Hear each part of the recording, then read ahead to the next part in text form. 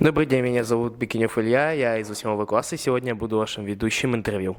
И сегодня с нами кандидат на пост президента школы, дорогой наш Захар. Всем здравствуйте. Захар, расскажите немного о себе. Собственно, я представляю 11 Б класс и хочу изменить эту школу к лучшему. Очень хорошо. Но нас интересует главный вопрос. Первый вопрос. Почему вы хотите стать президентом школы? Я хочу изменить эту школу. Я хочу реформировать большинство нововведений, которые ввели прошлые, и добавлю своего. Очень хорошо. Еще вопрос второй. Как вы думаете, какими качествами и навыками должен обладать президент школы? Грамотно говорить, уметь высказать свое мнение и красиво выглядеть. Да, мне президентом не стать. Так, третий вопрос. Какие идеи и проекты ты планируешь реализовать в случае избрания на пост президента школы? Во-первых, создание школьного КВН,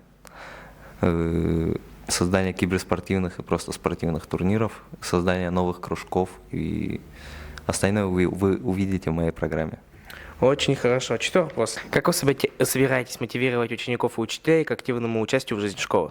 Я собираюсь добавить некоторую систему бонусов, при которых у некоторых учеников будут бонусы, так сказать. А что эти бонусы будут давать? Привилегии по отношению к остальным. То есть, понятно. Да, хорошо. Так, как вы будете общаться с администрацией школы и представлять интересы учеников? Я буду совещаться с директором довольно часто ради достижения своих целей. Ага, очень хорошо. Какие изменения в системе образования вы хотели бы внести, если станете президентом школы? Очень странный вопрос, но отвечу на него как могу. Я бы, во-первых, хотел уменьшить число двоечников, я бы хотел более-менее сплотить классы, чтобы условный 5-й общался с 9-м. Если такого все-таки не случится, то я был плохим президентом. Да, это очень хорошо. Как вы будете решать конфликты и проблемы, возникающие в школьной среде? Эти конфликты, как минимум, должны решать они сами. Я не вправе вмешиваться, потому что не знаю всей ситуации. Объективность – это единость, к чему должно стремиться. Очень хорошо. Спасибо, дорогой Захар, что позволили взять у вас интервью. Спасибо вам. Следующий кандидат на пост президента школы – наш дорогой Вадим. Вадим, расскажите немного о себе. Здравствуйте, я Егоров Вадим, я кандидат на пост школьного самоуправления школы номер 3, Егоров Вадим. Хорошо. И у нас есть для вас немного вопросов. Первый. Почему ты хочешь стать президентом школы? Единственная причина, по которой я хочу стать президентом школы, это желание сделать школу сильнее. В духовном плане. Хорошо. Второй вопрос. Какими качествами и навыками должен обладать президент школы, как вы считаете? Я считаю, президент школы должен обладать такими навыками, как лидерство и сдержанность. Хорошо. И третий вопрос. Какие идеи и проекты ты планируешь реализовать в случае избрания на пост президента школы? Если я стану президентом школы, первым делом я веду соревнования, где участниками будут все классы. Классы будут делиться не по классам, а по ученикам. Все. Ага, хорошо. Четвертый вопрос. Как вы собираетесь мотивировать учеников и учителей к активному участию в жизни школы? Например, будет какой-то школьный проект, и как вы будете их мотивировать там участвовать? Учеников и учителей я планирую мотивировать кнутом и пряником. Хорошо. Пятый вопрос. Как вы будете общаться с администрацией школы и представлять интересы учеников? Будут проводиться опросы и голосования, и по результатам этих опросов будет обращение к директору. Хорошо. Шестой вопрос. Какие изменения в системе образования вы бы хотели внести, если станете президентом школы? Я считаю, нынешняя система образования настолько хрупка, что введение чего-либо приведет ее к упадку. Хорошо. Седьмой вопрос. Как вы будете решать конфликты и проблемы, возникающие в школьной среде? Конфликты и проблемы будут решаться со школьниками по мере их поступления. Хорошо. Спасибо, Вадим, за то, что дали интервью. И следующий наш участник. И с нами последний наш кандидат на пост президента школы Саяна. Саяна, расскажите немного о себе.